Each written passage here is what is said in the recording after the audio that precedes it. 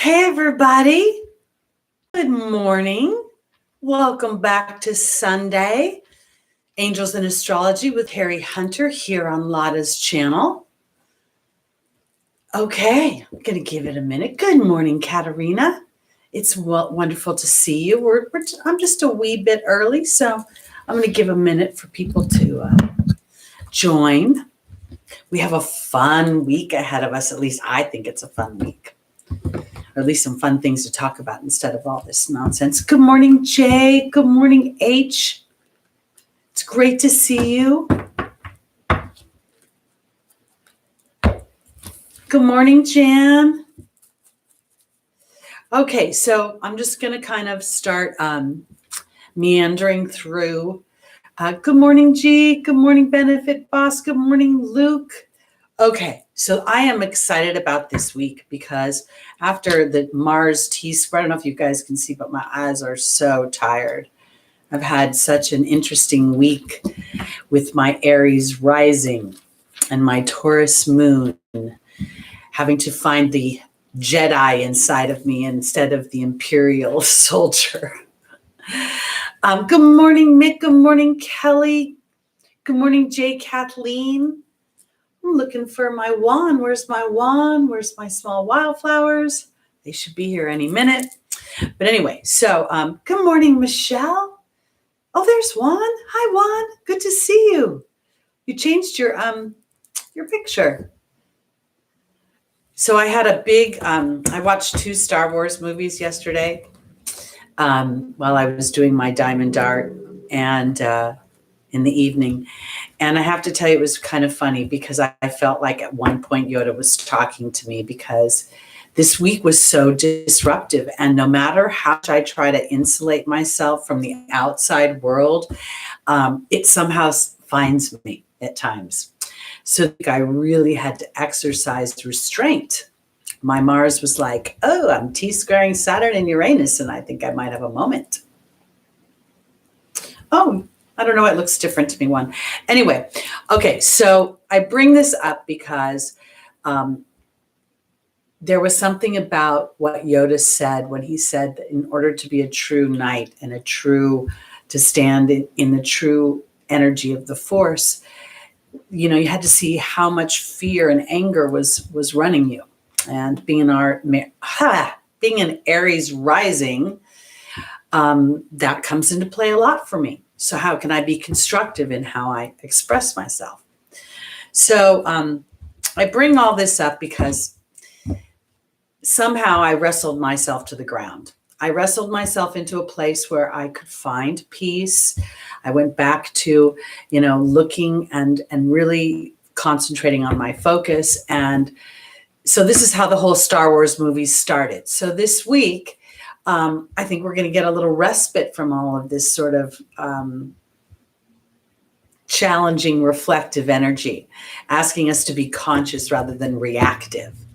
So tomorrow, Monday, July 12th, we have a beautiful aspect between Mercury and Jupiter. Jupiter is still in Pisces.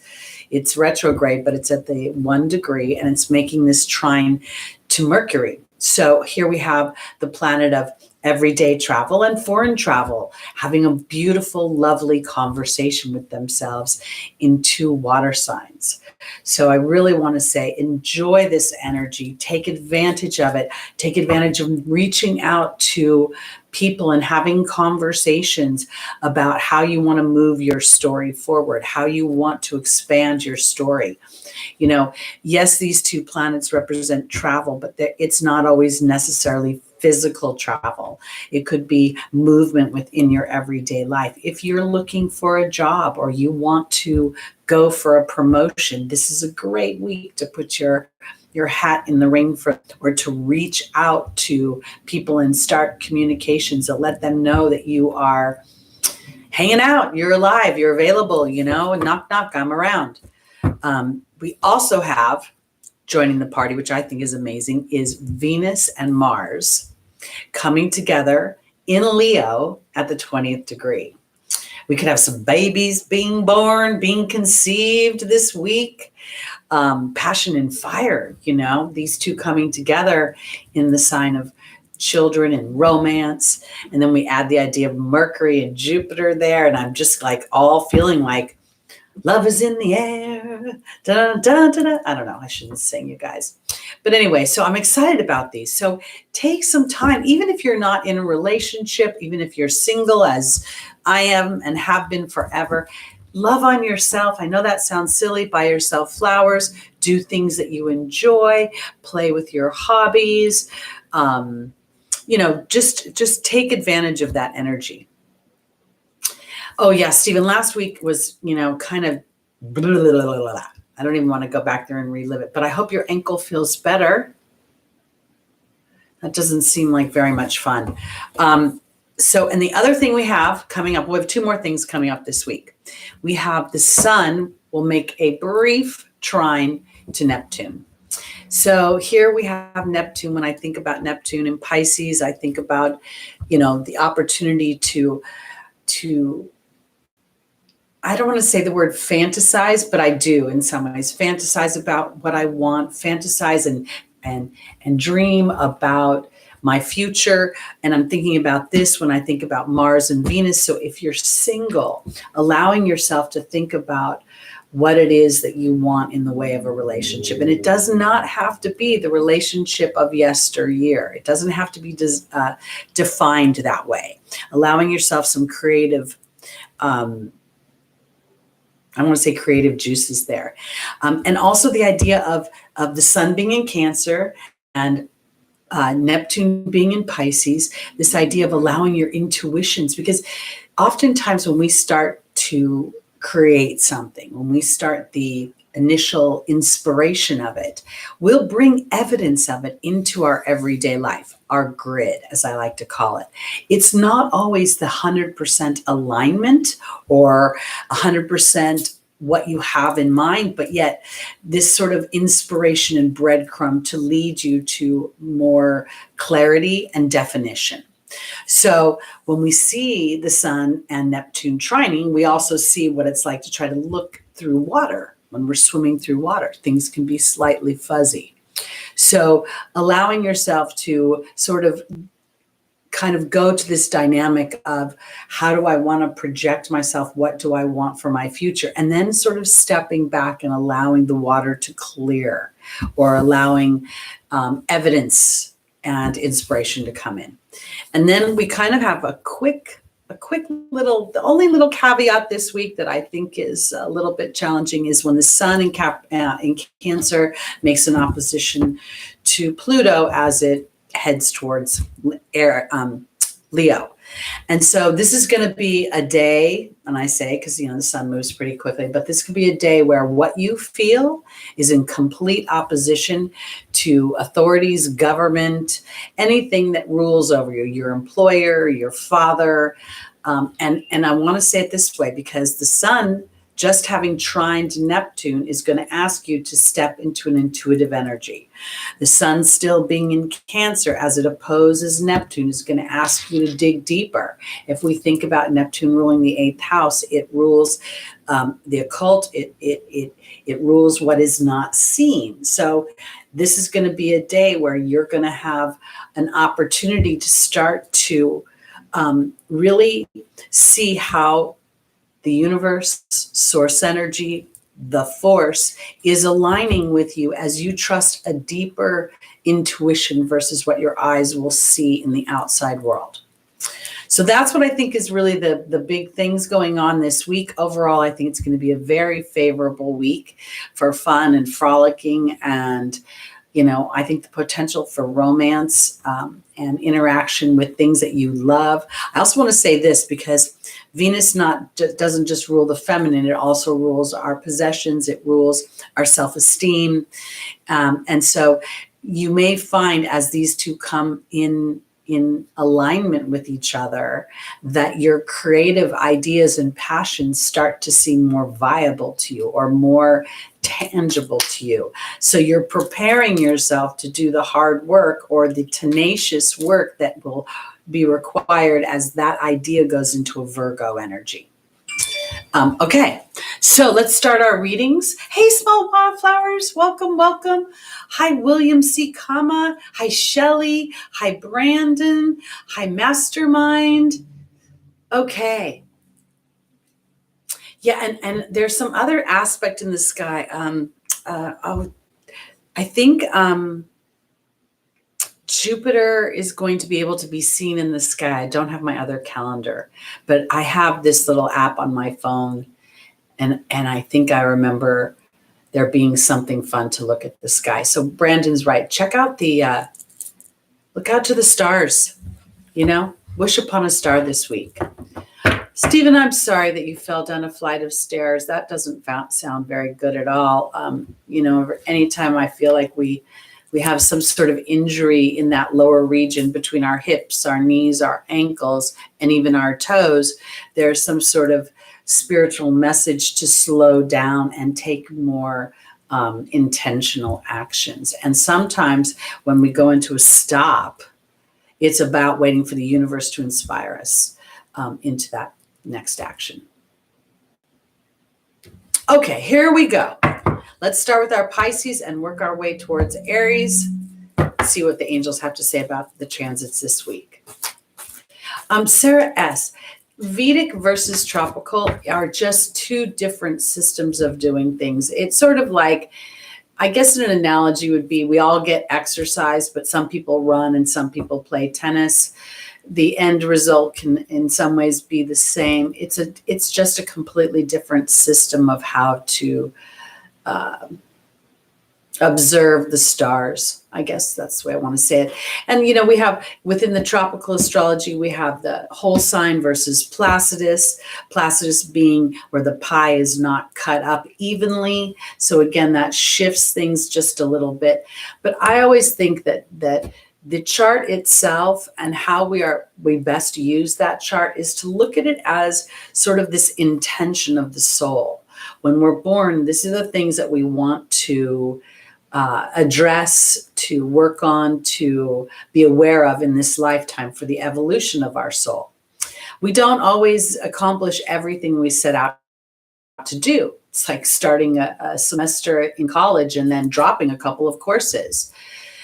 For me personally, with my nodal axis being on the South Node Aries, North Node Libra, oftentimes people will say, oh, you've got to be more cooperative in partnerships. I don't really see it that way. I see it as me learning to be more diplomatic, to be enrolling in my way of being versus to be too headstrong. I very much resonate with the idea of the knight, of the Jedi, and mastering the emotions, not to exterminate them, but to have them work for me. So, I believe, Damon, our Christ light is as loud and as bright as we are willing to pay attention to it. I think oftentimes we disempower ourselves. And to me, Christ's light is the light within us that knows that we are co-creators. And again, standing in the highest vibration of what that co-creation means. So for me, what it means is not necessarily always having to be right, but to allow for the illumination of others and me standing in as much balance as possible. Because when I think about what the Christ light is, it really is finding the wisdom in every situation, finding what you want to call the silver lining in a situation. What can I do? How can I be in my energy to influence the highest and greatest outcome, not just for myself, but for the whole? So that's kind of how I think that works. All right, so let's start. Juan, sorry about that. We're really going to go on to Pisces now. Are you ready?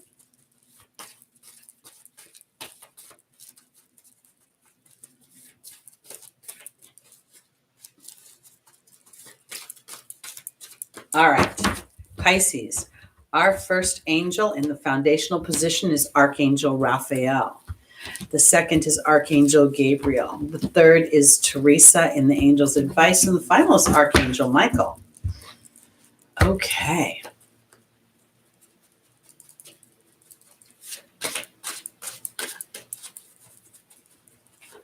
As I shuffle for Pisces, I'm just going to say to Brandon, all that water in your phone is interesting because the idea that your phone is still working makes me think that there is a bigger force that you're to pay attention to. So even when things get disruptive, things will flow. All right. Pisces, joining Archangel Raphael is the Queen, William. Ha ha ha. Joining Archangel Gabriel is the Grail Knight. Joining Teresa is the Mystery card. And joining Archangel Michael is the Movement card. Archangel Raphael represents healing. And for me, healing is never outside of myself. It's a balancing act. This would be like my Libra sun. And the balancing act is, again, to see the wisdom in a challenge, to see the wisdom or to see the benefit or to see what opportunities are being presented to me. So when Archangel Raphael showed up for Pisces, the first thing I saw was the illumination around the top of his head. And then I saw the Queen, and I didn't think of it as a feminine energy, I thought of it as a receptive energy. That what Archangel Raphael is saying for Pisces is at the end of the day, everything is about being willing to receive, to allow the benefit, the good things, the dream things you want, the things, we as humans have these sayings, no good deed goes unpunished. If you're happy, another shoe is going to drop. And I think this is what Archangel Raphael is saying. This is not necessarily true. And for those that focus on a shoe dropping, they inadvertently create a shoe dropping. So now Pisces, being flowing like water, knows how to receive, knows how to enjoy the rhythm and the flow of putting an intention out into the universe and then giving yourself an opportunity to sit back and not micromanage it with too much action out, but rather waiting for inspired action. Because Archangel Gabriel is saying not to be insecure, that the universe is indeed talking to you and trying to support you in your endeavors, whatever endeavor that is that seeks the deepest sacred within you, Pisces. I feel like the sacred within us is part of our dream body. It's the part of us that comes to feel the exhilaration of our own creation, of our own bringing peace into our lives, bringing the enjoyment of hobbies, of fun and frivolity, because now is a time to choose you, Pisces, instead of worrying about everybody else and how they will react to you. Because Archangel Michael is asking you to have the courage to move towards what you want to receive and to trust that as you move towards this in a way of the epiphany that brings the reception. Resistant energy is worry. Resistant energy is in the how will it happen. Resistant energy is sometimes in our doing energy. As we sit in our being energy, some people will call it meditation. But as we sit and we are aware of the rhythm of our breath and the rhythm of basically life in general, that is about bringing, allowing this, seeing how nature has this ebb and flow of give and take, as what is it, the circle of life? So I think that's what's going on here, that Pisces has an opportunity to really enjoy. And Monday, is when this trine between Jupiter and Mercury, and we can talk about Mercury representing everyday mind, and then Jupiter representing the higher thinking, the philosophical mind, coming together in two water signs that allow us to have this feeling of flowing with life versus rubbing up against it. And the rubbing comes in the form of too much overthinking and worrying about how things will happen and allowing for what appears to be a little bit of magic, which is truly just alignment. All right, let's go on to our Aquarius.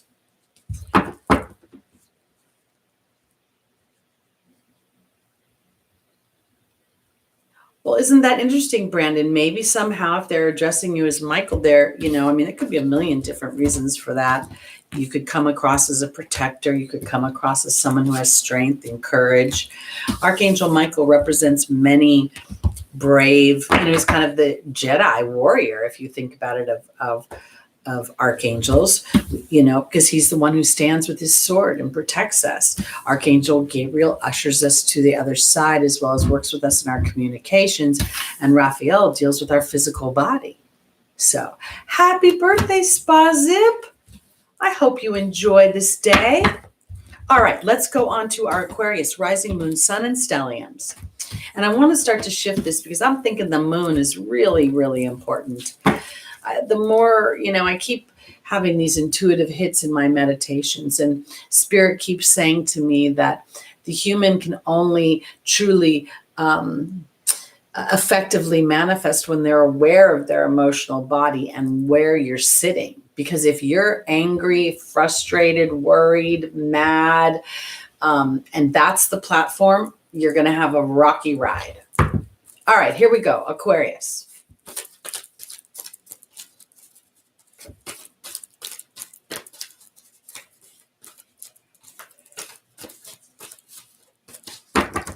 Our first angel for our Aquarius is Azure in the foundational position. The second in the opportunity or obstacle is Ray. The third is Shanti. Oops. And the final is Rochelle. All right. Welcome, Sabrina. And CJ. All right. Oop. All right. Joining Azure is the High Priestess. This is Aquarius. Joining Ray is the Fear card. Joining Shanti is the Novice. And joining Rochelle is the Forgiveness card. Okay. Azure is the angel that says, your desired outcome will happen in the very near future. Have patience and faith and don't try to force it. And here's the High Priestess, which represents my intuitive body. It also, to me, represents my vision of what I want for this life path. And I want to offer it this way because your ruling planets, Aquarius, Saturn and Uranus, are having a very intense conversation this year. And Uranus is a little pushy. It's saying, I really want to rewrite the whole story. And Saturn's going, the whole story isn't bad. I know we need to rewrite some things, but don't throw the baby out with the bathwater. Because I feel like Uranus, the main thing for Uranus's influence this year is to trust following my heart. Because Uranus is in Taurus, and Taurus wants security. It wants to be able to touch it, feel it, and see it. And by nature, Aquarius is like out there where Saturn is hanging out, and it's kind of a spatial sign, right? So I have to look at things from space. So this is where I'm going. Your desired outcome will happen in the near future, and your job is to focus in on that, to start to connect with Spirit in a way that's like musing or trust that idea, and your willingness to leap off of an old platform. Because your connection with Spirit, here's Ray in your opportunity, your obstacle. It's always cracks me up because on the face of this card, it talks about yoga and exercise, and she's sitting in a meditative position. I believe that meditation is not about trying to quiet the mind. The mind is a muscle, is an organ that's been branded, but rather allowing my breath to take me to an awareness of the rhythm of life, the sounds almost around me. I used to get really irritated by the leaf blowers, but then I realized that there's a bit of a rhythm to that. So here through meditation, I'm able to see where false evidence is appearing real to me. And what it's doing is actually transforming fear from something that disempowers me to something that does empower me. Because as I see, Shanti is the angel of peace in the angel's advice. And this is kind of where I'm going, is that yesterday when I watched these Star Wars movies, I realized that no matter how right I may appear to be or how much I'm following the rules, if I show up in a way that's angry or in a way that's too forceful, I'm not truly going to get the outcome I want. So the angels are saying it is time for Aquarius to start to be the harborer of peace. This new beginning becomes when you stop giving your power away to other people and you start realizing that whatever you want absolutely will happen. And when you allow for the idea that in some ways, Aquarius won't listen to anybody else. Of course, Saturn is all about the rules, but Uranus is blowing those things up, right? And in blowing those up, we're rewriting the rules. So where do the rules now come from? As I honor and follow the guidance of my heart, I see that the challenges that I've been through, the unknowing I walked through, actually gave me the strength and resources to know that I am the co-creator in a much more powerful way. And when I say a powerful way, it's the way of focus. So I had this huge disruption in my home. I've got all this crap going on with Pluto messing with me, and it's opposing my fourth house. So a lot of this feels like it's been a series of years where it's like going around me. And again, as I was thinking about the disruption, I'm like, I've been through this a couple times. Pluto's gone forward and backwards and forward and backwards. So how can I take this time and rewrite it from my perception? And that's when I felt like being drawn to watch the Star Wars movies was reminding me about the energy with which I walk out, even my attitude when no one's around. So in my awareness of this, I saw the universe take the disruption and move it out of my physical experience. Now I could sit here and worry about when it's coming back. When is it coming back? Or I can just continue to trust that my version is that peace will continue. My peace of mind. That's where I'm going. All right, Aquarius, let's go on to our Capricorns.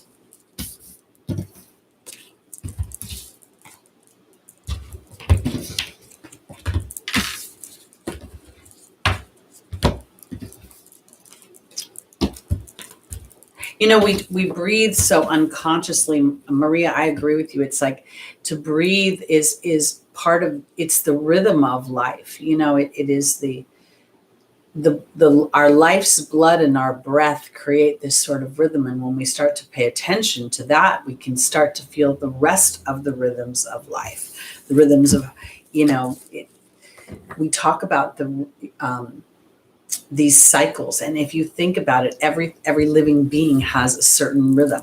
And in paying attention to that, it can help connect us to that deeper universal energy, which then creates an ease in the flow of our own creation. All right, here we go. On to our Capricorns, moon, rising, sun, and stelliums. Again, I'm saying this because our emotional body, how we're feeling is if we're feeling like crap, it's really hard to make good things or what we consider to be happy things happen. We tend to focus on what makes us feel bad. All right, here we go.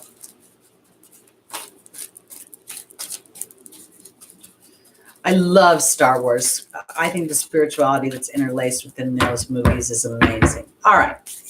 Here we go, Capricorn, moon, rising, sun, and stelliums. Our first angel is Azure.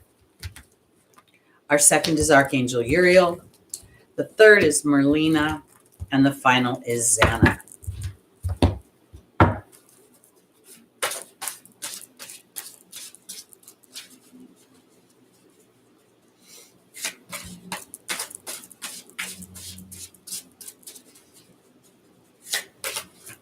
If Shiva was a planet, it would be Pluto. Okay, Azure for our Capricorns. And I want to say this too, because Aquarius is also ruled by Saturn. So this is a big deal. There's the hawk joining Azure. Archangel Uriel is being joined by the king. Merlina is being joined by the eagle. And Xana is being joined by the swan. I always find it so interesting, whoever and however, when there's co-rulers of a sign, how it was created and who thought of it and why it made sense to them. And one of the most unusual and most boggling to me, I guess, is the Aquarian co-rulers. So now I'm going to Capricorn, which rules structure and oppression and depression and authority and all the things that we find sort of repressive. But at the same time, I think that Saturn must be somehow different. I think this is an old view of Saturn that wants to be revolutionized, which is why it co-rules Aquarius. I know I feel like I'm commingling the two signs right now, but I'm looking for the cooperation. I'm looking for the wisdom behind the conundrum of this. Because what I think is going on, because Azure showed up for Aquarius, now it's showing up for Capricorn. Your desired outcome will happen in the near future. Have patience and faith, and don't try to force it. Force is a resistant energy of worry. Force is the looking at the structure and trying to find how I'm going to move past the structure. The hawk now is very much, having that bigger vision that we were seeing before, being able to say, hey, you know what? I should be in reception of my vision of things. I'm going to allow the universe to bring to me as I focus in on what I want. Because I think what's been happening for Capricorn, I'm looking at the king as structure right now and the frustration of that structure. Archangel Uriel is working with your frustration, working with your anger. And this to me is the king, not representing a man, but rather representing the justice system, legal things, government, authority, your employer, anybody who has dominion over you in a way that you don't particularly care for. Because Merlina, in the angel's advice, is saying you're confused and indecisive because now is a time to reach for a more spiritual viewpoint of these things. And I say that because this is where I believe that Saturn and Uranus making this square throughout the year 2021 is rewriting the structure of our minds in the sense of empowering us as co-creators, letting us see how if we focus in on the outcome we want, the universe naturally brings in components that align to that. And if there are challenges along the way, they are to bring us sort of this muscle of knowing we have the resources, the stamina, the determination, the tenacity to continue on. All those things are Saturnian. Because in the final position is the protection card, Xana, the angel of protection, and the swan. And this swan represents not only going from the ugly duckling to the swan, but this is a transformation of your intuitive gifts. So it's the ultimate, it's almost like the ultimate new conversation where Uranus and Saturn are going to start to, they're always going to have a little bit of a tense conversation, but now there's a bigger wisdom attached to it. There is a, Miss May, if I'm talking too much, I'm very sorry for you. You don't have to listen. I don't really appreciate the blah part because this is very important. If you don't focus in on what you want and you don't get to the bigger picture, Capricorn, you're going to get stuck in a cycle of constantly being pissed off. And that's what this is about, constantly being pissed off by the oppression in your life. But when you connect to spirit, things start to shift. Things start to change. And your confusion lifts to see how you are protected from making any moves that weren't going to work for you. And your transformation is there. And that transformation starts to root into the structure of your energetic body, your focus. So here we go. All right, on to our Sagittariuses. Okay, here we go.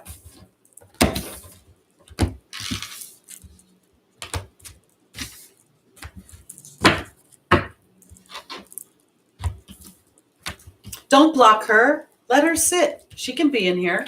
I don't want to block her. Maybe she needs to hear all these words. Maybe she doesn't. Let her leave herself. She's not being rude. I mean, she's being rude, but not being offensive. I'll put it that way. So please unblock her. Blocking is a resistant energy, guys. I don't need to block her.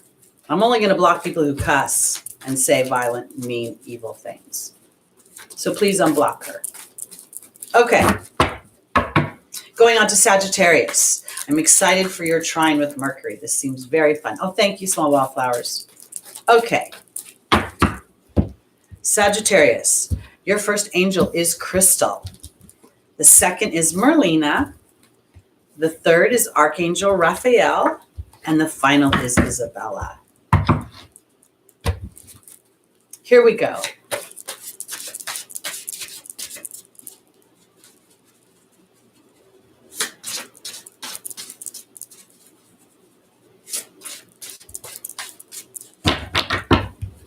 Crystal is being joined by the cow.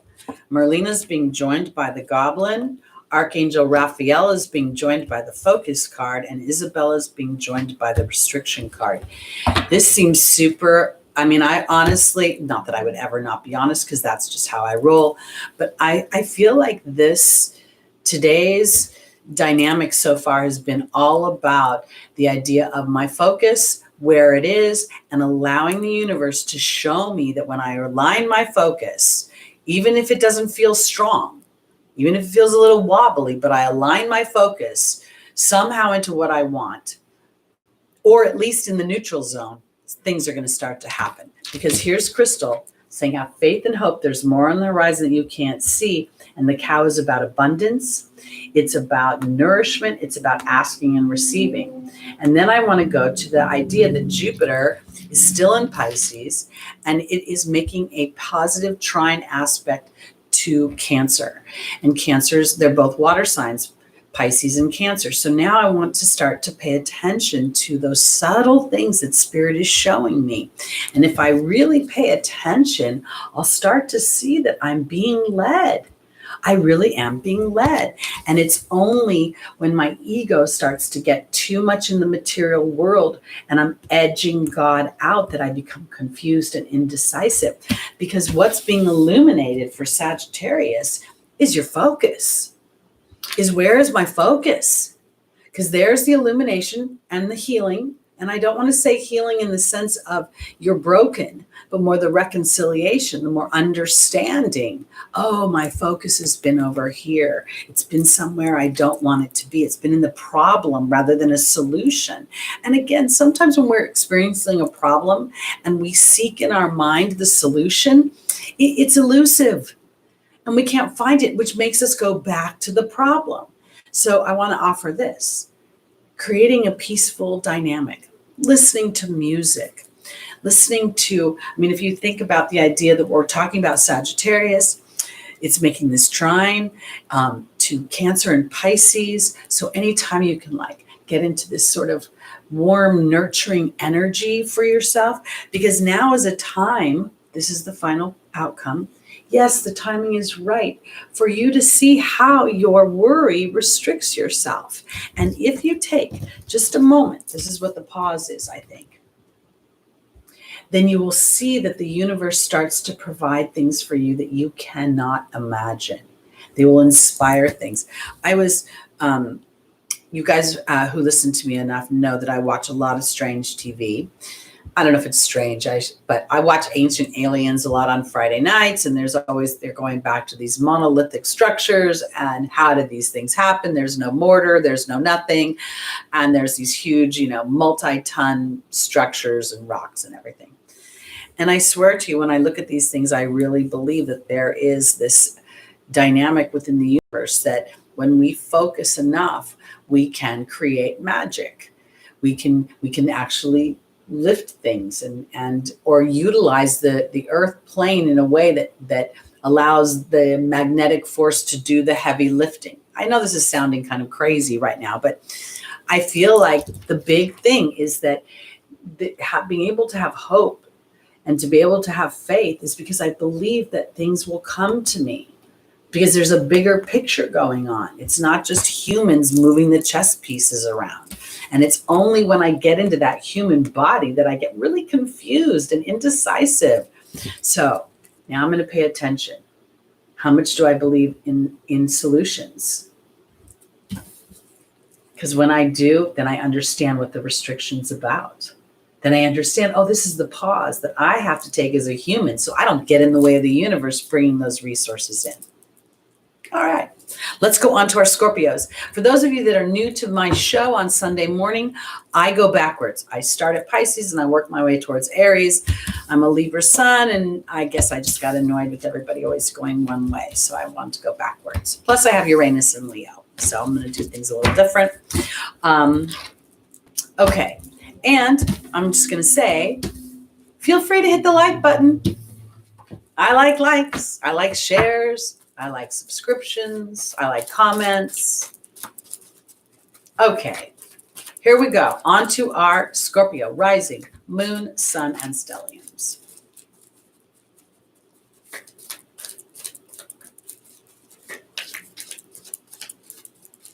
All right, here we go.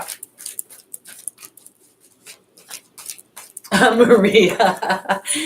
Don't worry, Juan puts the timestamps in super fast after the show's over.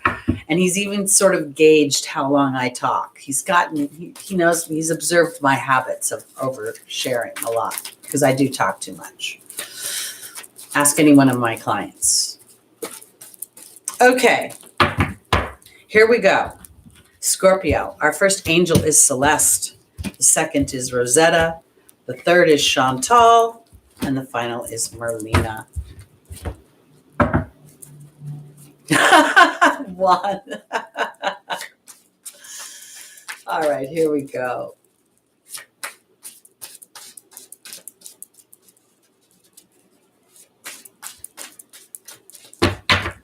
All right, Scorpio, joining Celeste is the forgiveness card. Joining Rosetta is the joy card. Joining Chantal is the dragon. And joining Merlina is the dog. Well, well, well. So I'm just going to say Venus and Mars are meeting in Leo this week. I think there's going to be a little bit of, let's say, hanky-panky going on. I hope there's hanky-panky going on. And I think for Scorpio, as you rule our 8th house of sex, I just feel like there's a possibility that something may be going on. And this is why I'm going to say this. Because Celeste, while she represents a move to a new home and a new place of employment, more often than not, I think of it as a shift in the way I'm thinking. Because wherever you put my physical body, I think a certain way, and I'm going to take my actions based on what I think and believe. And so here's the forgiveness card, which is a reconciliation. It's where I've walked through a challenging experience, and now suddenly it makes sense to me. I have a resource I didn't have before. I trust something more than I did before. And it's something that I've experienced and something that I've incorporated in the way I think. Because in the opportunity or the obstacle is the joy card and Rosetta. And this is about, I don't think this is about children outside yourself. I think, Scorpio, this is your own personal inner child saying, I just want to have fun. And now we have Mars and Venus meeting in Leo at 20 degrees. And I think the 20 degrees reduces down to a 2, which is the couple. Again, here we have more coming together, because in the angel's advice is the romance card and the dragon. And the romance card represents the option of new love or the resurgence of love. And I think that what's going on for Scorpio is that this is in the angel's advice. So in order to fuel love in your life, whether you have been single or you are not single, is to have fun, to enjoy this trine between Mercury and Jupiter and get out in the world, travel a little bit, enjoy the trine between the sun and Neptune, and let yourself fantasize about what you want in the world. Because this is where things are going to start to happen, is this new childlike fun. Because in the final position, interestingly enough, is Merlina and the dog. And I want to offer it this way, because I don't think you're confused about love, but you may be confused about how somebody else is viewing you in love. You may think that they're not interested in you. You may think that it's a take you or leave you situation, and it may be just the opposite. And as you stand in the vibration of, I'm just going to go enjoy my life. I'm just going to go be me, do me, relax into me, and not worry so much about what you're doing or anything. And this is, if you're in a relationship. If you're not, then part of this is allowing for the privilege of thinking that maybe this just the timing has been off. I have told many times on the show, I've mentioned that I believe that this particular time is breaking a lot of structures, not just governmental structures or educational structures or employee and how we work structures, but how we view the aging process, how we view ourselves as viable people and on this planet. So to me, part of this journey is rewriting how we're loved and how we receive love.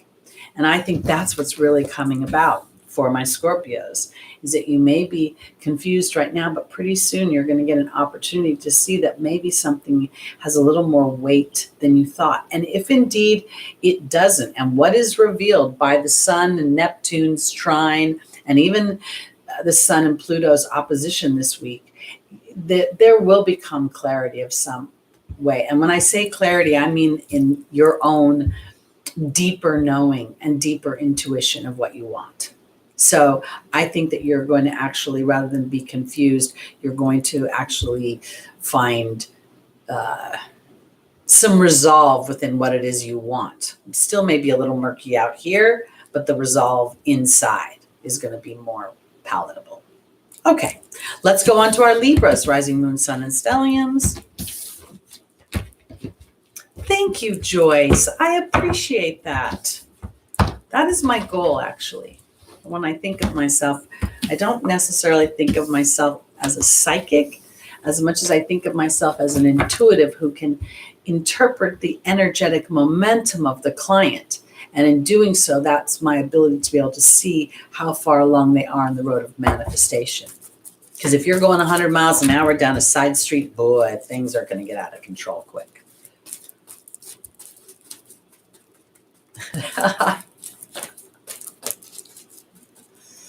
I'm sorry, Mr. Reborn. I apologize for that. Hopefully we can make that up to you in some way. All right, here we go. Libra, rising, moon, sun, and stelliums.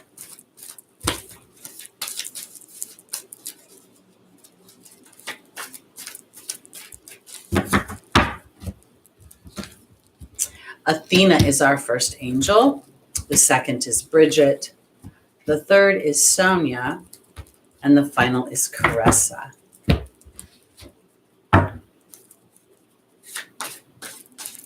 So as I think about, and I start looking at this, I can't help but think about how the cardinal signs have been having not just Capricorn, but Libra, Aries, and Cancer have all been influenced by the Pluto transit through Capricorn. And as it's been going back and forth, it feels almost like a scene from Moonstruck, slap, slap, slap, slap. And I just want to offer that don't let this pull you under, but rather really allow yourself to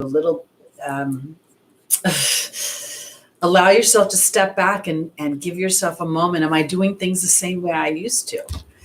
That's been coming up a lot for me. Okay, the owl is joining Athena. Bridget is being joined by the raven. Sonia is being joined by the perception card. And Caressa is being joined by Merlin. All right, so I'm just going to repeat myself for some of you. I watched Star Wars 2. I watched 2 movies yesterday. And I have to tell you that, I would love to think that I was a Jedi Knight and that if the council was, considering training me as a Jedi, they would just be so excited. But the truth is I sit on a ball of anger, and I'm probably a little bit more Anakin right now than I am anybody else. And what I really realized from watching those movies is it's important to understand how I assert myself in the world. And I say all of this because the owl is here and Athena. So here we have these Jedis who are truly warriors, okay? But it's not the war, it's how you war. That's what I'm trying to talk about. So here's Athena saying it's safe for you to lovingly assert yourself. Libra, but this is a time to really look at how you're asserting yourself. And if indeed it is time for you to assert yourself, this is one of the things that was coming to me as I was going through that T-square last week. Involved Mars. Mars is my ruling planet, and it triggered me as much as I tried to stay neutral. So part of what I got to do as a Libra sun was understand the magic and the timing of things, and also to understand the totem of the raven that goes into the underworld and comes back transformed. It was time for me to look deeper into the situation. And while I think I'm so right and just because I'm a rule follower and other people aren't, am I right and just if I'm overly assertive in my aggression or anger? No. So this is my opportunity, is to dig deeper into my perception. There's the angel's advice. And am I coming from a spiritual place? Am I coming from who I want to be when I grow up? Because I really feel like Sonia, representing a deceased loved one, is sort of representing the council in Star Wars right now. And until I understand my truth, the truth of my perception, it's not a good time to take action. Because Caressa, Libra, at the end of the day is saying you're coming to the end of a life cycle. And the life cycle is where you're either being too passive or too aggressive, where you're being either, because Libra's, the shadow side of Libra is resentment as well, because I've given up my power in a relationship. But Merlin here offers justice, balance, and alchemy. And the alchemy comes from your power and understanding the ebb and the flow of your power. It is neither good to be too assertive, and then it's not necessarily beneficial to be too passive. So where is the magic of the in-between spot? And that's the mastery of the Jedi. So this week, for my Libras, there will be a wisdom, there will be an opportunity to see how you assert yourself in the world and how you allow the universe to bring you synchronistic events that then inspire you into the next action versus feeling like, with Libra representing justice, Libra representing diplomacy, if you're anything, I have that Aries rising, which means I sometimes feel like I have to assert myself and implement the justice. Maybe not. Maybe part of my job is to assert myself into the vibration of justice, knowing that the universe will, and the laws of attraction will then bring those components into place. So my being energy, knowing that the loving thing is not about loving my enemy. It's about knowing that my ultimate vibration is one of the highest of the force of source energy, of balance and justice. And rather than trying to assert myself into that in the physical, I start first with my being energy, my belief, my attitude, and my disposition. All right, there we go. All right, on to our Virgos, rising, moon, sun, and stelliums. Carrie Espinoza, where can you get a chart? If you know your location and birth time, you can get, Lada on her website has a free birth chart calculator. There are millions of them on the internet. You just have to go into the search. But knowing the key is knowing your time of birth, because your rising sign and your moon will be affected most by that. It's important to know that because the moon moves very quickly. Okay, so does the rising sign. All right, my sister has twins that are born like a few minutes apart, 6 minutes apart, and their rising signs are different, and yet their whole chart is the same. Even their moon is the same. Okay, here we go. We're on to our Virgo, rising, moon, sun, and stelliums. Welcome, CJD. Welcome, Dash. Good to see you. I love Dash. Okay.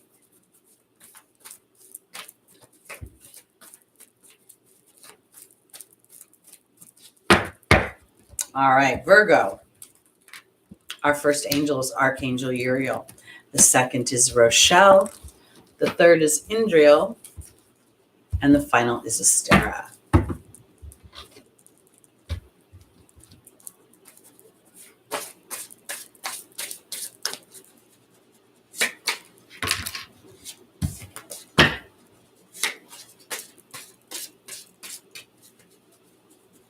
For those of you that have a Virgo rising, I just want to offer this to you, because if you have a Virgo rising, your 7th house is Jupiter.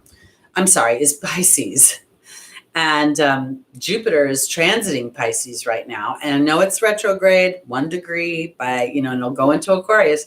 But when it goes back into Pisces, if any of you want a relationship, it's time to start to really put some oomph in that. And when I say oomph, I mean intention. That is my focus. It's my belief. I'm just going to say, all right, Virgo. Archangel Uriel is being joined by the Wasp. Oh, this is challenging. Rochelle is being joined by the Disruption card. Indriel is being joined by the Truth card. And Astera is being joined by the Fire Fairy. Okay, Archangel Uriel and the Wasp is very challenging. I'm not going to lie. I'm not going to soften it. I'm not going to try to sugarcoat it. And if we think about Virgo, Virgo represents the 6th house of work, of health, of enslavement, of our pets.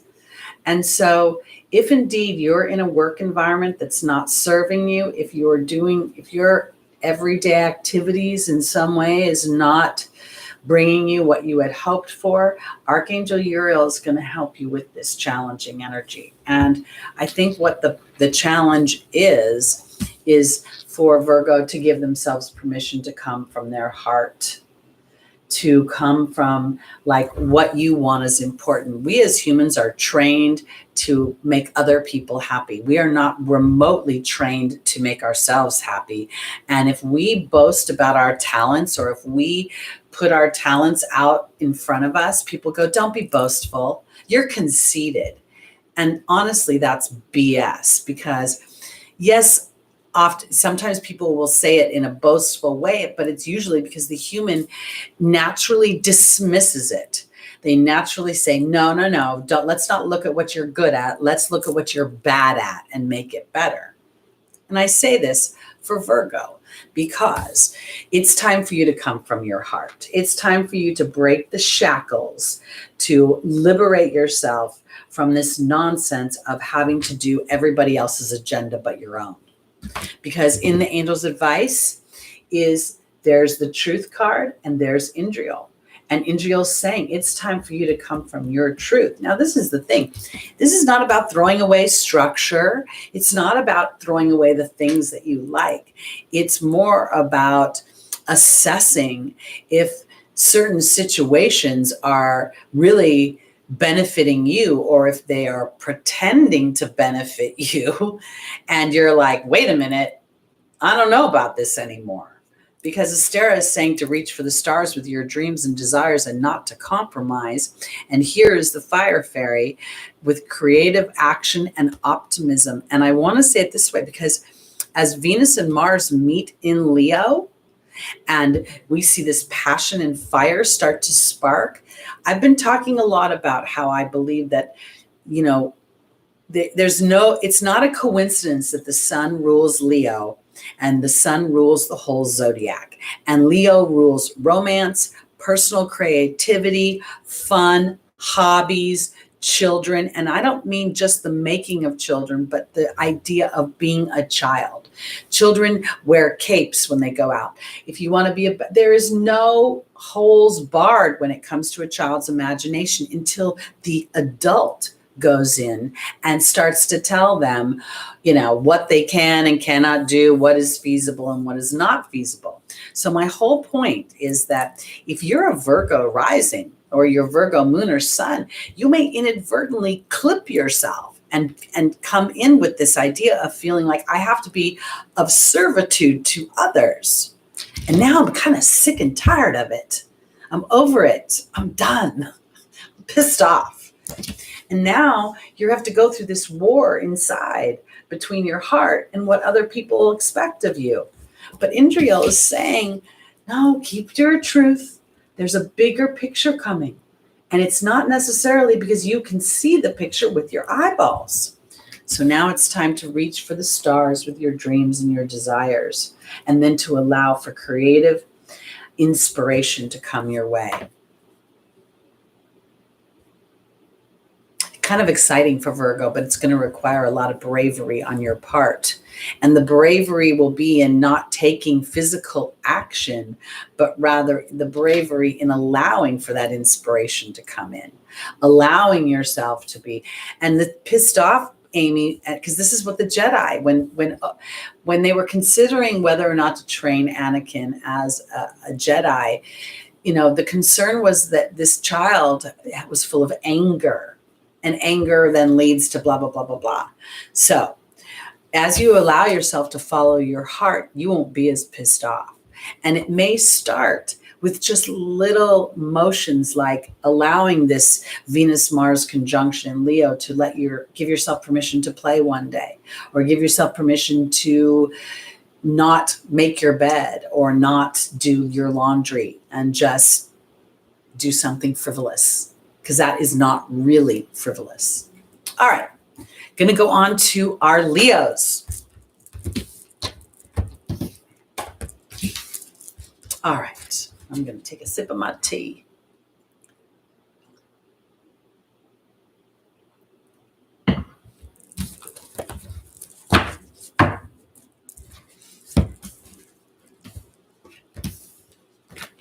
All right, Shelley, here we go. Leo rising. Love Leo rising.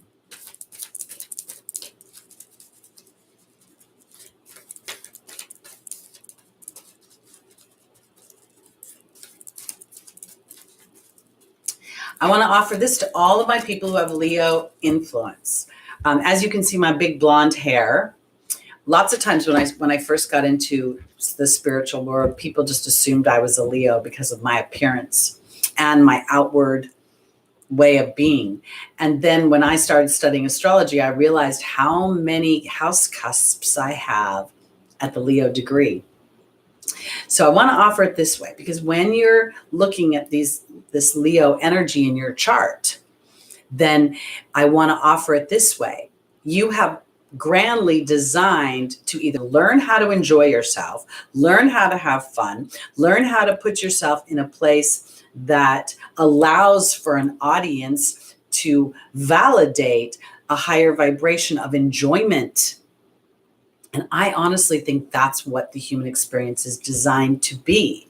And the challenges that are along that path are one of empowerment, really, of resources. If you think about fear, and I'm not talking about standing on the top of the Empire State Building, okay, or someone with a gun at your head. I'm talking about everyday life fears. They're usually a projection of something or an obstacle out there down the line. So then you go back to, well, what about those people that get on those talent shows? They're scared to death. And then they put themselves out there and they are received well, and it gives them a tail wag and an inspiration to continue on. And that is the key. That is what Leo is all about.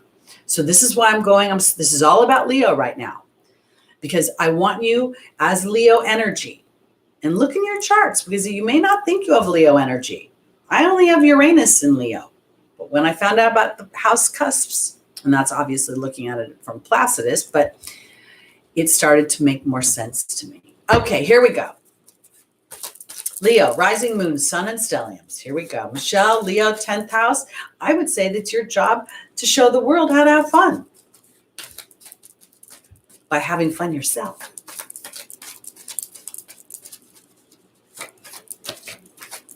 My sister is a Leo. Okay, 2, I should say, Carrie, 2. All right, Leo. Our first angel is Teresa. The second is Xana. The third is Maya. And the final is Oceana.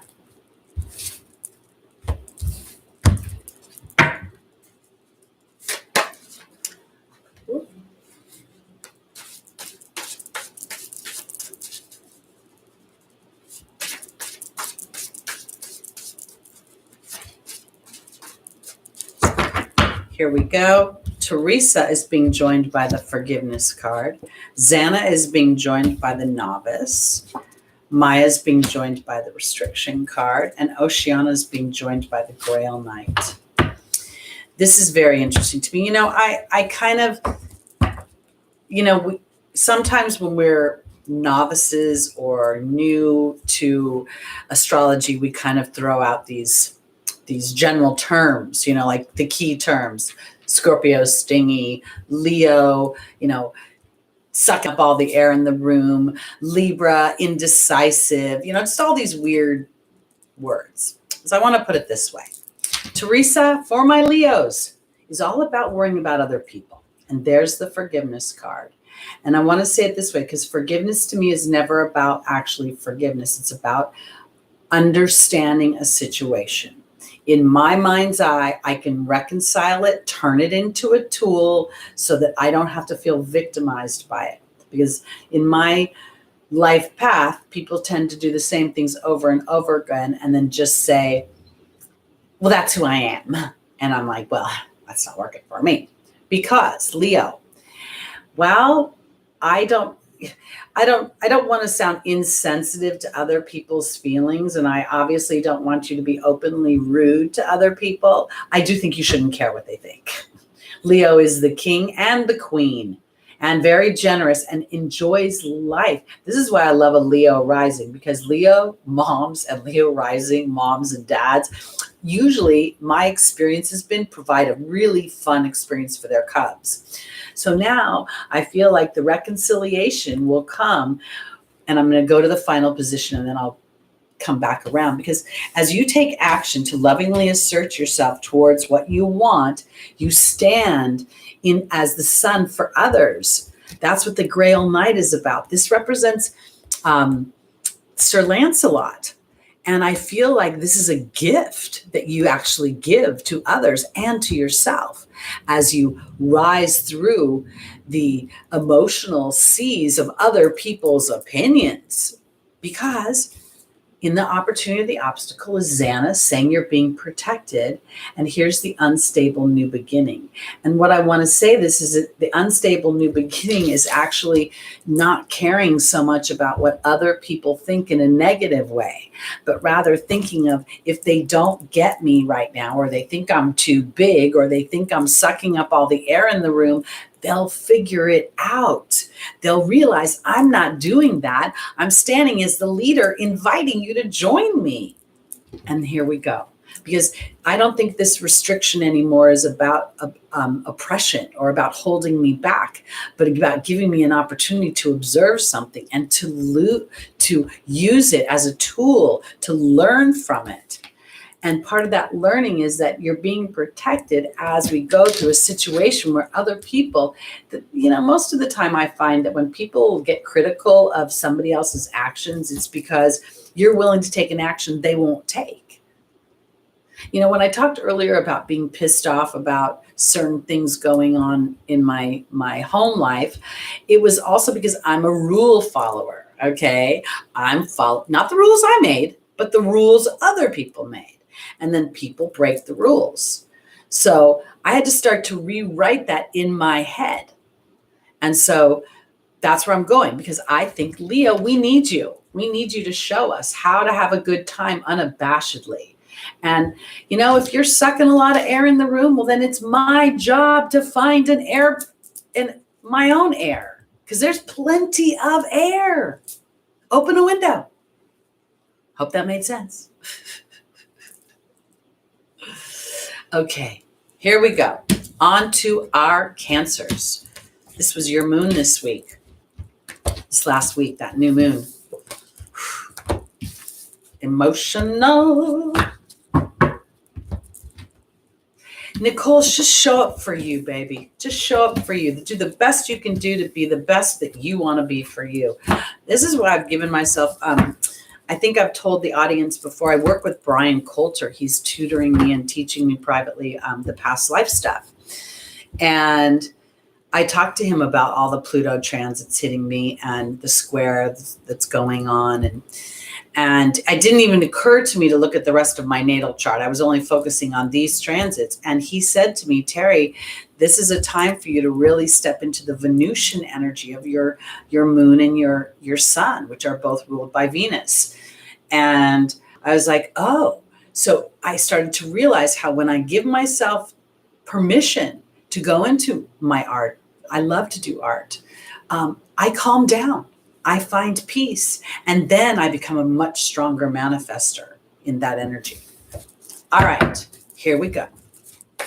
Cancer, rising moon, sun, and stelliums. Whoop.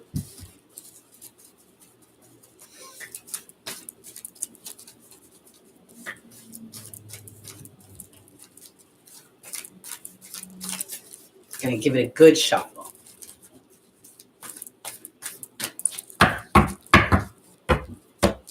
Our first angel is Opal. The second is Celeste.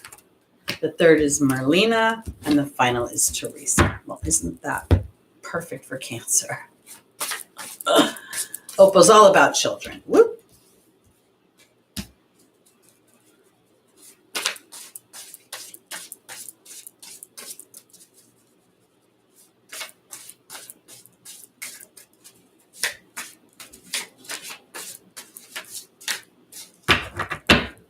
All right. Cancer, Opal is being joined by the Queen. Celeste is being joined by the Spider. Merlina is being joined by the High Priestess. And Teresa is being joined by the Lady of the Lake. You know, it's interesting to me, I shouldn't say, but Cancer is a very intuitive sign. And at the same time, Cancer can feel a little bit insecure. Being represented by the crab, we kind of tend to go the side versus up and back. And I want to offer it this way, because when I look at this, I could go to children and I could, focus in on more of earthly experiences and situations. But I want to go to a more broad place, because Opal, there's many cards that represent children in the angel deck, but this one represents God and the angels watching over my children, both in heaven and on earth. And then there's the Queen. And here's the receptive energy again. So to me, Opal is representing for Cancer the dreams that you have, what you want in the way of either family and home, whatever they may be, even work dynamics. If you want to engage yourself in a more, let's say you want to be an actor or you want to do something creative, because I really think this is time to hold the position and allow yourself to flow like water in some ways. So I want to be kind of even. I want to allow myself to kind of, I don't know what the word I'm trying to use as I move my hands like this through the situation. Be fluid, be flexible, because I've got to learn how to be a little bit more receptive in what I want. If you think about the fourth house rules motherhood. It rules family. So what does a mom do? She watches over all her chicks. She eats her dinner cold. She's constantly putting others in front of herself. And I think this is actually a time to receptively receive yourself in the priority position so that you can teach your children how to do this. Because I believe there's something changing in your perception. I believe that there's an opportunity here. Celeste, again, we'll talk about a new home or a new place of employment, but we think a certain way, guys. And wherever we are on the earthly plane, we're going to think that way unless we've had an experience to shift it. So now I think what Spirit is asking for is for you to shift Cancer into knowing you actually have a relationship with Spirit. And as you focus in on what you want to receive, because God and the angels are helping you get to this place to intuitively allow for this to come into your life, and it will stick. Just the way the fly sticks when it gets into the web. And there is a bigger network working for you. I used to work with this guy who used to say the universe was conspiring to make his life better. And I think that that's true. And one of the things, and why it was so true for him, is because he had such a strong belief that there were energies out there moving the chess pieces he could not move. And in the angel's advice, here we have Merlina. Merlina is about intuition. It's about knowing. It's about a knowing that you see with your heart and not your eyes. And there's Merlina. So now, Cancer, it's time to see with your heart, not your eyes. It's time to start to allow yourself to really take the vibrations of that Cancerian energy and to open it up in a bigger way. Because as long as you continue to worry about other people and other people's opinions, you're going to constantly find yourself fighting for your own sense of self here. Because people in general don't understand the receptive energy. The human will tell you have to pound the pavement to find a job. I was watching this show on TV last week, and it's a family show, and the parents want the older children to grow up, an adult, as they say. And the boy found a job in a car dealership. So most of his income was going to be on commission. And his parents poo-pooed that. They wanted him to find a job where he had a hourly income. The reason I'm bringing this up is because this kid's faith in himself will allow the universe to support that faith and bring him in the sales he needs to show the abundance. Whereas the parents' belief in I have to find something secure keeps them locked into that hourly wage. I hope this is making sense for you, because it's time to open up to reception that you can't see, Cancer. It's time to open up and think of yourself as a child of God and that you're being cared for. And once you get yourself shifted into the right frame of mind and emotions, then the things that you want will come and they will stick. And your job in some respects is to allow the earthly experience to not confuse you, but to set it aside as you step into your intuition. And then part of your job, because Cancer will do this, is do not consult people who will feed your fears. And that's a very natural thing to do, especially when you're in the transitionary chapter of trusting your intuition. We'll want to go somehow and have some human being agree with us. And if indeed, like this kid, he believed he could create his own money. He believed that he could do well. This is not a small dealership. It was a well-known dealership. The vibration of the dealership was part of how he rolls. So I felt like the parents were about to learn something from their kid. I was excited about it. All right, let's go on to our Geminis. Thank you, Max's meditation channel. Thank you. Thank you for joining.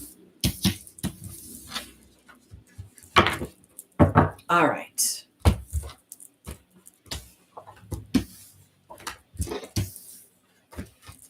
Thank you, Carrie. Here we go. On to our Gemini, rising moon, sun, and stelliums. Bye, Amy. Have a great week.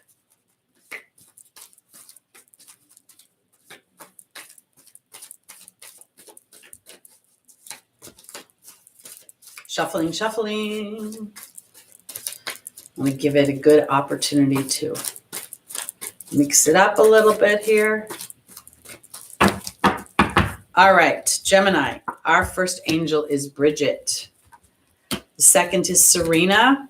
The third is Adriana, and the final is Archangel Michael.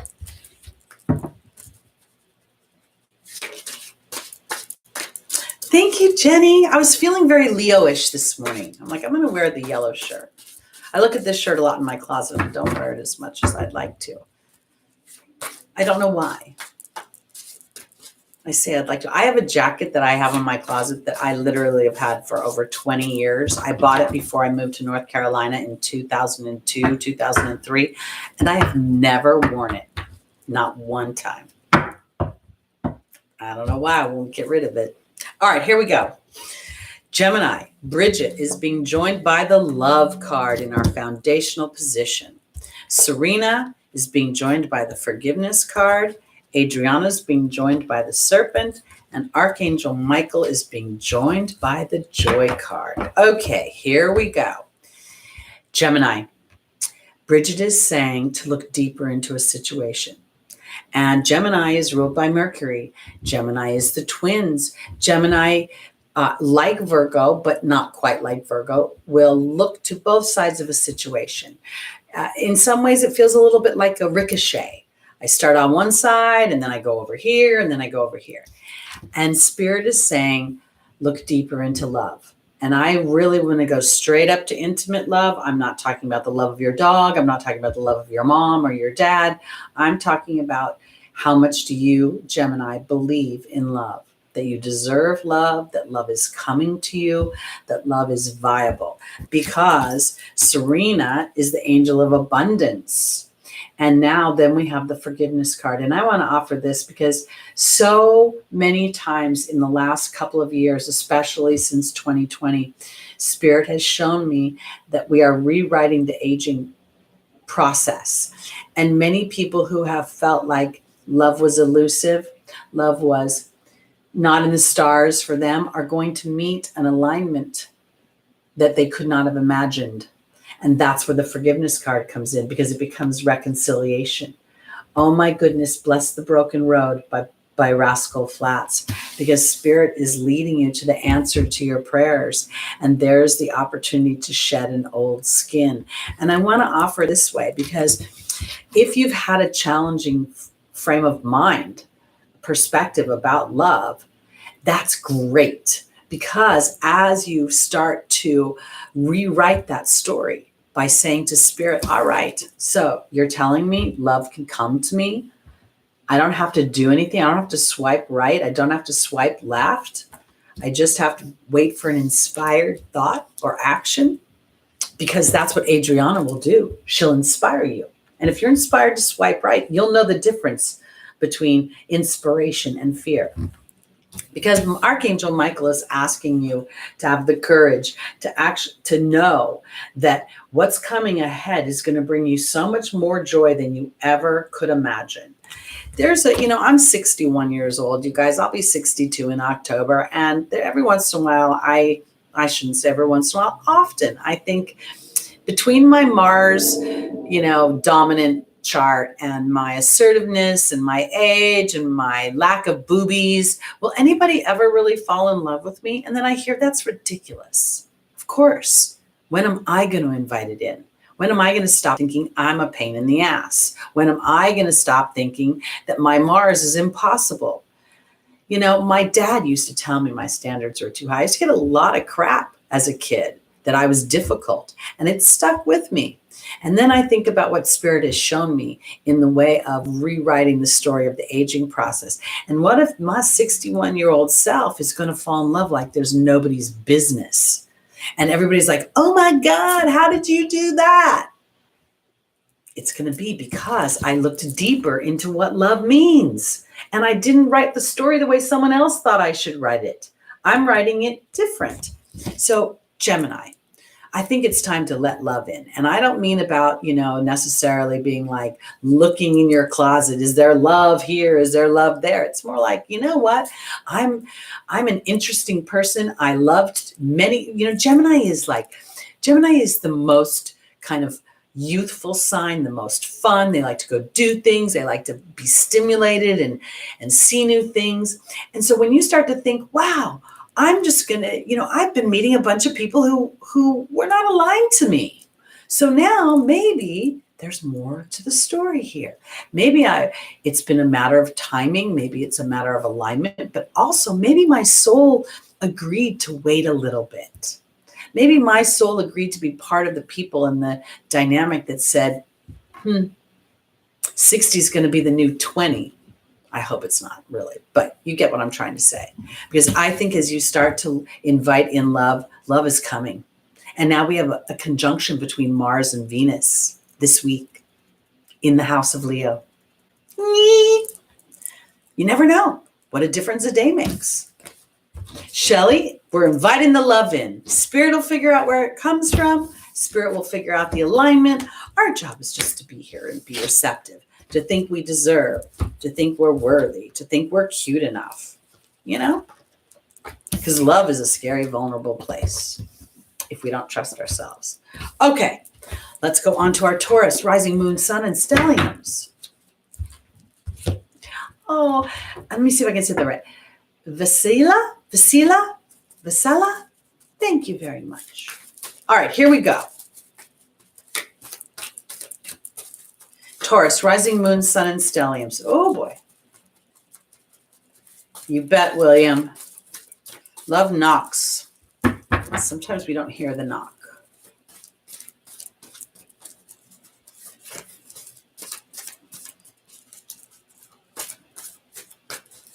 You know what, as I'm shuffling, I'm just going to say this too.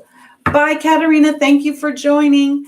Part of the whole love thing too that I realized is that when I started to really get serious about being aware of that idea that I would like to have a companion, and I started to think about how it would really work for me versus the story of how it works for the average person, I realized that a lot of it was kind of my willingness to sit in this sort of unknown space of not just wanting something new, but when the Mercury retrograde brought a lot of old relationships into my life. And I had to decide if I opened the door to those old relationships, was I crowding the energetic room so much with the old that the new couldn't come in? Stubborn Taurus, Carrie. I'm a Taurus moon. So I had to kind of say no to some things, at least within my own heart, so that I kept reminding myself what I was doing was opening space for new energy to come in. If we think about it this way, oil and vinegar mix for a little while, right? We mix it up, we pour it on our salad, it's fine. But if we let it sit, it separates. And what I realized is in most of my relationships up until now, I've been in an oil and vinegar situation. And when things started to settle, we could see the separation. So now I was, rather than trying to go back and make oil and vinegar work, I'm going to let the oil or the vinegar sit over here and let spirit bring something much more cooperative. All right, here we go. Venus and Taurus. Brandon, that's beautiful. Venus in her natural sign. Here we go. I have Venus in Virgo. Okay, I say that with like a little bit of a smirk on my face. I shouldn't say that. All right, Taurus. Our first angel is Ariel. The second is Maya. The third is Serena. And the final is Indriel.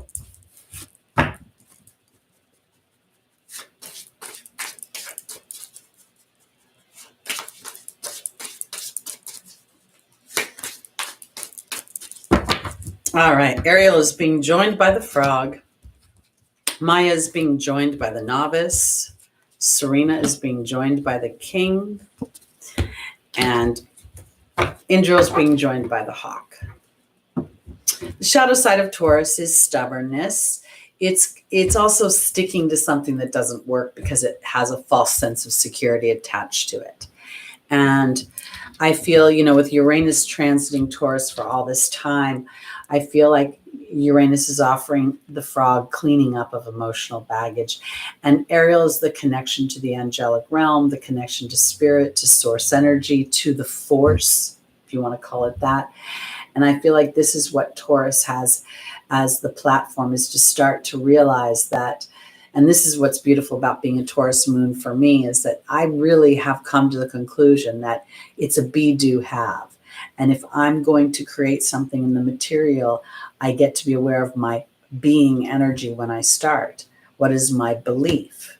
So when I'm in doubt, I go to spirit and I say, thank you for bringing me an experience that starts to anchor in a new dynamic. Because for my Tauruses, you are in an opportunity to practice new skills that you've learned through your spiritual journey. You don't need to pigeonhole yourself into some story that you're stubborn. You don't need to pigeonhole yourself that you are, the bull charging the red flag. Because what I think is happening now is, in the angel's advice, is you're learning that it's just and fair, an actual universal law for you to be abundant. And it is through your focus, through your willingness to jump to a new lily pad. Okay, that's what this frog is doing. And if we think about Asian cultures, consider the frog to be very fortuitous, very monetarily beneficial, because ultimately what I believe is that you're being enlightened and you're being asked constantly to pull your sight up above what you see on the ground and to start to reassess things. I have this Taurus moon in the second house. So, and being an Aries rising, that puts it in the house of money. And for a long time, I was very concerned and had a lot of trepidation, as one would imagine, being a Taurus moon. And then as I started to understand that my focus was part of my abundance, and I looked at my chart and I realized I have 2 grand trines in earth signs. So I have 2 harmonious aspects that are teaching me that I am transformational when it comes to creating value. And I mean that in a way monetarily as well as spiritually, because Venus is involved, Pluto's involved, and Saturn's involved in this. So I want to offer my Tauruses, connect with spirit. And if you're unsure, ask them to give you an experience in the earth plane that will allow your mind to connect to the viability of your spiritual connection, that it isn't some woo-woo thing out there, but actually something that's tangible and real. And your opportunity is to start to implement that into the material world, and you will start to see abundance, because it is universal law. If you focus on abundance, you will create abundance. This is why, sometimes we see people who are not very nice create a lot of material success, because they don't actually judge how they're doing it in the way of, are they being nice people? They're only focused on the outcome. And that's what Spirit is teaching Taurus, or reminding you. And that's why we see many times our guardians show an illumination around their mind, around their higher chakras. It's not because they're angelic beings with a halo, but rather that they have risen to a vibration to understand that the mind is a device, to the device that implements and puts the action to our emotional body. And as Taurus feels emotionally safe with their connection to spirit, they will see more material abundance and feel more confident in that as they move forward. And that's what Uranus is doing, liberating you from that crap. Okay, let's go to our final sign, Aries. Our patiently waiting Aries. Not. Yay, Brandon, I'm excited to hear that. All right, let's go on to our final sign, Aries. Here we go.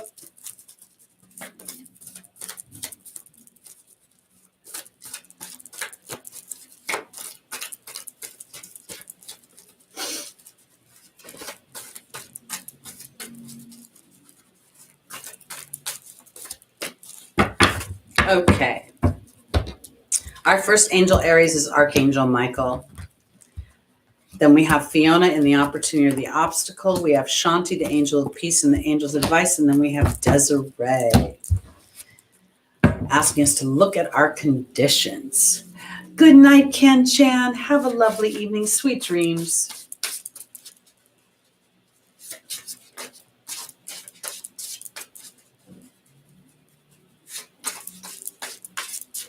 All right. Archangel Michael is being joined by the frog. Fiona is being joined by the high priestess. Shanti is being joined by the stag. And Desiree is being joined by the wind fairy. This is so interesting because, I told you guys there was that T-square last week triggered me, and it didn't, when I say it triggered me, it was more like events showed up and it triggered me into wanting to be a warrior and being so aware of that warrior. So here's Archangel Michael in the foundational position, asking me to have the courage not to give up the warrior, but to look at where the warrior stands. Because when a warrior stands on fear, anger, frustration, or any of those energies, you're not truly a warrior, you're just angry. So now this is a time to truly stand with courage, the courage to know that my emotional body is representing the influence and my ability to be effective in a situation. Because Fiona says in the opportunity or the obstacle, now that you've asked God and angels for help, be open to receiving. Well, the warrior of Aries is going to want to just jump out and make things happen. They won't want to wait for the timing of spirit. And this is where it's time to go into your intuitive body. And this is what I found myself doing over and over again, going into my intuition. And when I say my intuition, I mean into my breath, into feeling that the force was going to work for me or work against me if I was working against it. And what was the form of me working against it? Stubborn pride. And while this is the angel of peace. And in order to feel peace, I had to recognize where I had stubborn pride. I'm sitting in the right. I'm following the rules. You're not following the rules. You're wrong. Off with their heads. Wasn't getting me anywhere. So in the final position, Aries is Desiree, saying conditions aren't favorable. And it's not because outside conditions aren't favorable, but rather inside conditions. What is swirling around in your mind? Because it's time to start to pay attention to that. And I want to offer it this way. It's not about criticizing it. It's not about making it bad or wrong. It's about noticing that in some ways our brain has been stamped. It's been sort of branded with a certain way of being. And being an Aries, rising, moon, sun, or stelliums, you're going to be a natural, assertive warrior. Your knee-jerk reaction will be to fight versus flight. So my point is that now, how do we become effective? That's what we start to ask ourselves. Do I want to be right? Do I want to just kill those people or situations? Or do I want to be effective in the balancing of them? Because as I become aware of that, I realize that any actions I take will be most effective when they're inspired by the spiritual nature of them.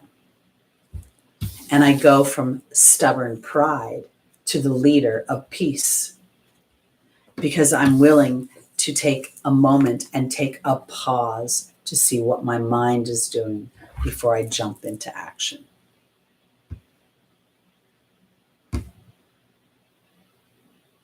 I really want to encourage people with a strong Aries influence to think of yourself as a Knight of the Round Table, to think of yourself as a Knights Templar, a spiritual warrior. And that while sometimes we are called into an action that requires a certain amount of assertiveness, is that assertiveness going to allow for the bigger picture of what you want? Because again, it's not about not being assertive, it's about taking inspired action. Okay, that's going to be it for me for this week. I'm thinking I'm going to take the 25th off, you guys, because I have a full day of clients that are wanting to schedule. They're supposed to let me know if all of them are going to. If they don't all schedule, I'll be here. But if they do, I will be gone. But I'll let you know next week. In the meantime, enjoy this week. Enjoy the Mercury trining Jupiter in our water signs of Cancer and Pisces. Enjoy the Venus-Mars conjunction in Leo. Guys, go out, have fun. Do something good for yourself. Do something fun. And if fun is for you, just sitting in a quiet space, enjoy that. In the meantime, I'll be sending lots of love to you all. Thank you so much. Be sure to like this video. Be sure to subscribe to Lotta's channel and come back next Sunday for more messages from your angels for traversing the transits. Peace, everybody. I'm out.